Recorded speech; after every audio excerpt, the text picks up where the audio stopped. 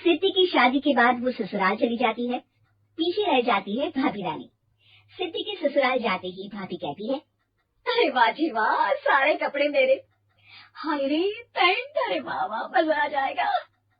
अरे ये सिद्धि की अलमारी के सामने खड़े होकर क्या बड़बड़ा रही है?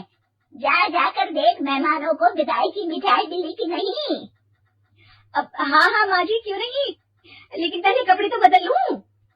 अब रानी आ जाती है सिद्धि के उन कपड़ों में जो वो ससुराल जाने से पहले घर छोड़ जाती है। अरे रानी, कुछ दिन रुक जाती। अरे ये तो सिद्धि बिटिया को मैंने ही दिया था, बड़ा ही फबता था उस पर, तुझ पर तो कुछ खास नहीं लग रहा। अब वो ना मेरे सारे कपड़े गीले थे तो सोचा पहन लूं। वैसे भी सिद्धि को कौन सा भी पुराने आउटडेटेड कपड़ों को पहनना है। वैसे भी ये सूट तो मैंने तभी पहना था, वैसे खास है भी नहीं ये। हाँ ठीक है, लेकिन ना मेरी सिद्धि पर तो जमता था। सारे मेहमान चले जाते हैं और सिद्धि ससुराल से मायके पहली बार आती है। अपना घर, अपना कमरा, अपनी अलमारी। ये बोलकर जैसे ही सिद्धि अलमारी खोलती है तो सामने उसके कपड़ों की जगह कुछ और ही रखा होता है। माँ, ओ माँ, जरा कमरे में तो आना। सास और रानी वहाँ पहुँच जाते हैं। रानी ने पहनी होती है सिद्धि की जींस और टी शर्ट। अरे भाभी, ये क्या? ये तो मेरी बड़ी ही महंगी टी शर्ट है, इसे आपने घर में क्यों पहनी है? अरे बहुत मिलती है दीदी ये चौक की मार्केट में, 150 में। ओ भाभी प्लीज, ये एरोपोस्टल है, 2000 की एक टी शर्ट। ओहो, 2000 में तो दीदी 4 साड़ी आ जाए। अब क्या बोलूं? भाभी, ये मेरी अलमारी में छोटू के कपड़े, तो मेरे कपड़े कहाँ है? मेरी अलमारी में? अब दीदी आपको कौन से पुराने कपड़े पहनने थे? माना भाभी, लेकिन मैं जब घर आती तो यही सब पहनती ना। अरे तुम तो बड़ी कंजूस हो दीदी। खैर वक्त आता है जब सिद्धि ससुराल के लिए रवाना हो रही होती है। अरे रानी, अंदर से सिद्धि का गिफ्ट ले आ, लड़की पहली बार ससुराल से मायके आई है। रानी अंदर जाती है और एक सिंपल सी साड़ी लेकर बाहर आ जाती है। ये लीजिए माँ जी। सास बेटी को गिफ्ट देकर ससुराल भेजती है।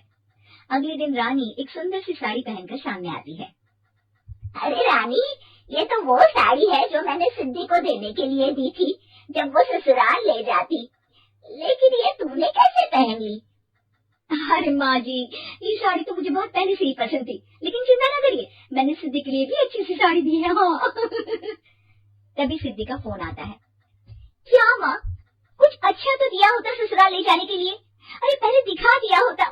ये चमकते हुए पैकेट में नौकरानी वाली साड़ी मत दिया करो माँ।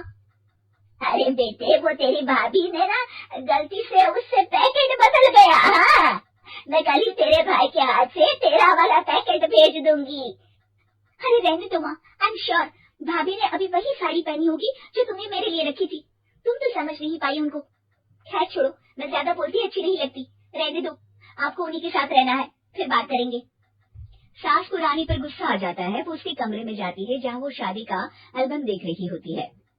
रानी, मार्केट जाकर एक ऐसी ही साड़ी लेकर आ, कल प्रतीक जाकर सिद्धि के घर दे आएगा। अरे क्यों माँ जी, कितनी साड़ी देनी है दीदी को, या कोई सेल लगी है क्या?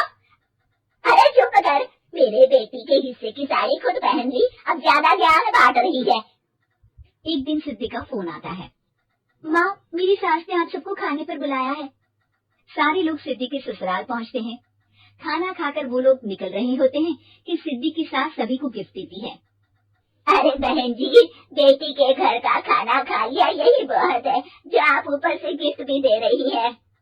अरे बहन जी, आप भी कहाँ इन बातों पर विश्वास कर रही हैं। सास सभी को गिफ्ट देती है, लेकिन रानी को जो साड़ी देती है वो अजीब सी हरे रंग की, लाल रंग की बड़ी छाप वाली होती है। अरे चीची, ये कौन पहनेगा? सासू माँ को तो जरी वाली इतनी सुंदर, और मेरे लिए ये नौकरानी वाली। अरे भाभी, दरअसल मैं जब भी घर आती थी आप वापसी में ऐसी ही साड़ी देती थी ना, तो माँ ने सोचा कि आपको आपकी पसंद की ही साड़ी क्यों ना दी जाए। बेचारी रानी, बोलती भी तो क्या। सिद्धि और सास रानी का चेहरा देखकर हंसने लगती है, तो रानी समझ जाती है कि अपने ही बिछाए जाल में वो फंस चुकी